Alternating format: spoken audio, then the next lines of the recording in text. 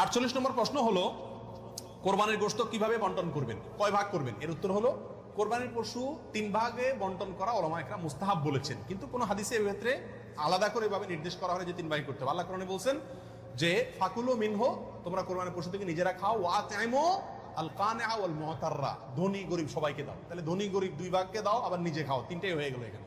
আবার সহিহ মুসলিমের আরেক বর্ণনায় আসছে তোমরা খাও এবং মানুষকে খাওয়াও।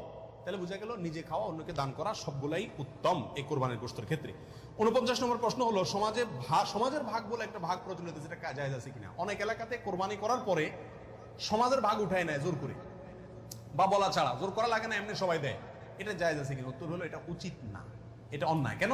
কারণ আমরা 5 জন মিলে একটা গরুতে অংশগ্রহণ করলাম, দিলাম, এখন সমাজে 1 ভাগ নিয়ে তাদের মতো গরিবকেই দিল তারা, কিন্তু আমার হয়তো অন্য গরিব আছে, আত্মীয় স্বজন, আমি তাদেরকে দেবো, কিন্তু তারা তো তাদের মতো দিচ্ছে। এটা উচিত না। আমার গোশতটা আমি কি করবো না করবো সম্পূর্ণ আমাকে স্বাধীনতা দিয়েছে ইসলাম। বিদায় সেখানে এরকম অঘোষিত ভাবে চাঁদাবাজি বা হয়তো অনেকে সন্তুষ্ট হয়ে দেয়, কিন্তু কারোর মনে অসন্তুষ্ট থাকতে পারে। যদি থাকে তাহলে এটা জটিলতা দেখা দিবে। এই জন্য কি হবে না, এটা উচিত হবে না। যার যারটা তাকে ভাগ করতে দেওয়া উচিত এবং উত্তম।